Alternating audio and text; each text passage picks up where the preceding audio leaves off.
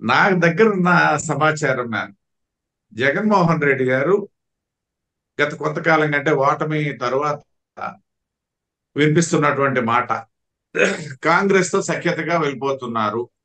ఏదైతే డికే శివకుమార్ ని బెంగళూరులో కలిశారు అన్నటువంటి, అఫ్ కోర్స్ కలవలేదని ఆయన చెప్పారు. ఆ వీరు కూడా దాని గురించి ఏమి ఖండించలేదు. డికే శివకుమార్ మాత్రం దాని మీద నాకేం కలవలేదని చెప్పి ఆయన పబ్లిక్ గానే ఖండించారు. సో మొత్తం మీద వార్తలు అయితే వచ్చిన మాట వాస్తవం. ఆ నేపథ్యంలో ఇప్పుడు ఢిల్లీ వేదికగా తీసుకోవడానికి కారణం ఏంటనేసి అంటే, ఏదైతే ఇండి కూటమి తాలూకా మద్దతు ఆయన ఓపెన్ గా ఎవరు నాకు మద్దతు ఇచ్చినా నేను తీసుకుంటాను ఢిల్లీలో అని చెప్పేసి కూడా నిన్న ప్రకటించినటువంటి ప్రకటనని నేను ఇక్కడ కోట్ చేస్తున్నా.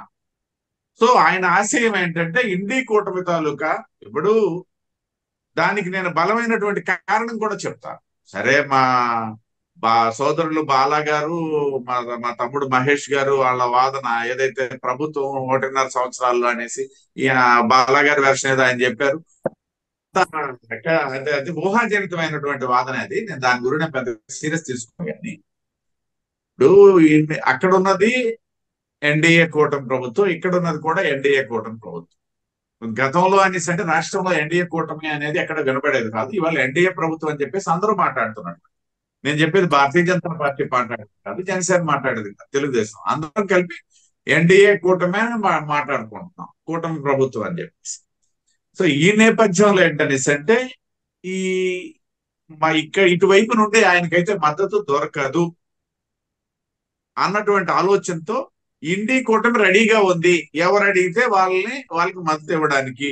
అది ఢిల్లీలో అయినట్టయితే, ఎందుకంటే ఇండి కూటమి వచ్చి ఈ ఆంధ్రప్రదేశ్ లో మద్దతు ఇస్తుంది అనేసి అంటే అదంతా హాస్యాస్పదంగానే ఉంటుంది తప్పిస్తే దానికి ఏం పెద్ద క్రెడిబిలిటీ ఉండదు.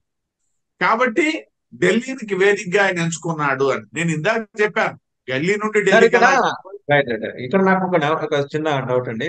నలుగురు లోక్సభ సభ్యులు, 11 మంది రాజ్యసభ సభ్యులు. ఈ లింగమెంట్ ఈ 15 వేసుకున్న ఆయన మద్దతు ఇస్తే ఏంటి, ఇవ్వకపోతే ఏంటి ఇండి కూటమికి? అంటే ఎస్, ఇది మంచి ప్రశ్న. నేను చాలా ఆలోచించదగ్గ ప్రశ్న. కానీ ఇప్పుడు నావ మునిగిపోతున్నప్పుడు గడ్డి పోచి దొరికినా సరే పట్టుకుందామని చూస్తాడు. అది గడ్డి పోచే కదా, నేను ఎందుకు పట్టుకోవాలని అనుకోడు. మనిషి మునిగిపోతున్నప్పుడు, నావ మునిగిపోతున్నప్పుడు కూడా ఏదో ఏ ఒక్క చిన్న దారం దొరికినా పట్టుకుందాము, అది దాన్నే దింపుడు కల్లం ఆశ. ఏదో ఒక రకంగా బయటపడాలి కదా. ఇవాళ ఇండి కూటమి తాలూకా పరిస్థితి ఏంటి? మీరు ఇందాక ఇక్కడ కూటమి అక్కడ కూటమి గురించి మాట్లాడాను. ఇండి కూటమి తాలూకా పరిస్థితి ఏంటి? రేపు ఎప్పుడు 1-2 నెలల్లోనే ఇండి కూటమి తాలూకా 200 పైచిలుకున్న స్థానాలు 200 లోపలికి రాబోతుంది. ఇది నా దగ్గర ఉన్న సమాచారం. ఎందుకంటే అంటే ఇండి కూటమిలో ఉన్నటువంటి భాగస్వాముల తాలూకా ఆలోచన మనం ఒకసారి గమనిస్తే, అధికారంలో ఉండేటప్పుడే కలిసి ఉండడం వాళ్ళకు పెద్ద గగనమైనటువంటి పరిస్థితి. అధికారంలోకి రానందువల్ల వాళ్ళు కూటమిలో ఉండలేకపోతున్నారు, ఉండలేరు అన్నటువంటిది స్పష్టంగా కనబడుతున్నటువంటి నేపథ్యం. కాబట్టి ఎవరు దొరికితే వాళ్ళనే హక్కును చేర్చుకుంటారు. ఏముంది, 11 మంది, మొత్తం 15 మంది పార్లమెంట్ సభ్యులు అవుతున్నారు కదా. అవుట్ ఆఫ్ 700+ లో 15 మంది అనేసి అంటే 5% బలం పెరిగినట్టే కదా. కాబట్టి ఆ నేపథ్యంలో ఆ విధమైనటువంటి ఆలోచన చేస్తున్నారు. నేను ఖచ్చితంగా చెప్తున్నాను, రేపు అక్కడ ఇండి కూటమి అటెండ్ అవుతుంది. కూటమిలో ఉన్నటువంటి కొన్ని పార్టీలు. వాజ్పేయి, అద్వానీ గారి బీజేపీ నుంచి మీరు గమనిస్తున్నారు పార్టీని, మీ పార్టీని. ఇప్పుడు ఉన్నది ఎవరు సార్? అమిత్ షా అండ్ మోడీ. వీళ్ళు ఈ తరం వేరు, ఈ వ్యవహారం వేరు అని నేషనల్ మీడియా రాస్తుంది. నాకు తెలియదు. నేషనల్ మీడియా అయితేనేమి, మీ నోటి నుండి వచ్చినవి అయితేనేమి, what ever it may be, నా ఆన్సర్ అయితే ఒకలాగే ఉంటుంది. మీరు ఏదైతే మా మిత్రపక్షాల గురించి మాట్లాడినటువంటి కొన్ని వ్యాఖ్యలు ఏవైతే ఉన్నాయో అవి గతంలో ఉన్నటువంటి పరిస్థితులు. ఇవాళ ఆ పరిస్థితులు లేవు. బోత్ నితీష్ కుమార్ గాని లేకపోతే తెలుగుదేశం పార్టీ గాని. ఎందుకు అనేసి అంటే, నేను ఒక ఎగ్జాంపుల్, అదే ఏదో రేపు జరగబోయేది అని చెప్పను, జరిగిన దాని గురించి చెప్తాను. ఏదైతే మొన్న మేము ప్రభుత్వం ఏర్పాటు చేసేటప్పుడు ఈ రెండు పార్టీలకి మంత్రివర్గాల స్థానాల గురించి వచ్చేటప్పుడు మన ఆంధ్రప్రదేశ్ లో కూడా చాలా మోహగానాలు వినిపించాయి. చంద్రబాబు నాయుడు గారు ఏమో 3 క్యాబినెట్లు అడుగుతున్నారు, 3 స్టేట్ మినిస్టర్లు అడుగుతున్నారు, మొత్తం 5 అడుగుతున్నారు, 6 అడుగుతున్నారు. అలాగే నితీష్ విషయంలో కూడా చాలా వరకు వచ్చాయి, వినిపించాయి. మీరు ఒక్కసారి ఆలోచించుకున్నట్లయితే అక్కడ రెండు రెండు బెర్తలేమో తెలుగుదేశంకి ఇచ్చారు. మాకు కూడా ఒక బెర్త మేము తీసుకున్నాం. మా వైపు నుండి కూడా కొన్ని ఊహాగానాలు వచ్చాయి, మేము కూడా రెండో మూడు అడుగుతున్నాం అని చెప్పేసి.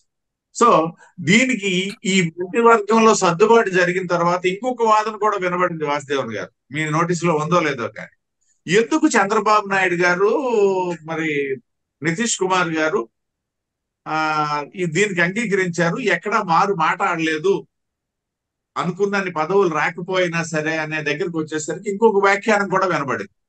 చంద్రబాబు నాయుడు గారికి రాబోయే రోజుల్లో రాష్ట్రపతి చేస్తున్నారు ఎన్డీఏ ప్రభుత్వం.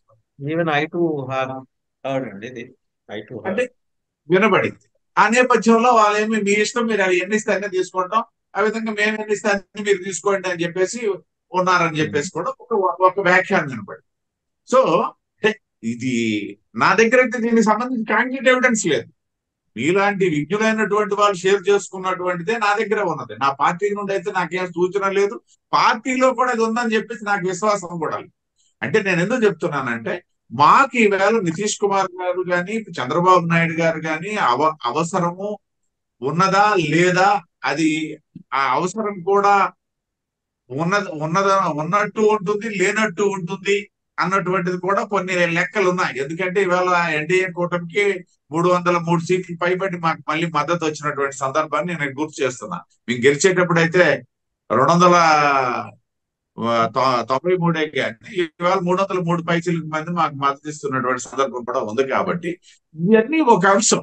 అయితే వాళ్ళు ఇప్పుడు మాకు ఇచ్చినటువంటి మద్దతు ఇచ్చినటువంటి సందర్భంలో మాతో మెలిగినటువంటి తీరు కానీ, అంటే నేను ఇందాకే చెప్పాను, ఇప్పుడు గతంలో నేను 99 నుండి 2004 వరకు ఉన్నప్పుడు కార్యకర్తనే, 2014 నుండి 2018 వరకు ఉన్నప్పుడు కార్యకర్తగా ఆ రోజు ఉన్నటువంటి మనోవేదన అనేది ఇవాళ నేను అనుభవించాల్సిన అవసరం లేదు, నాకు లేదు.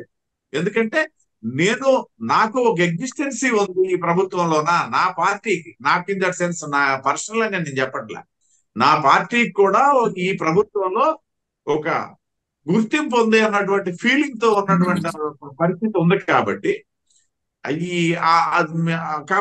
ఆ రకమైనటువంటి ఆలోచనలకి అయితే మా దగ్గర తావే లేదు వాసుదేవ్ గారు.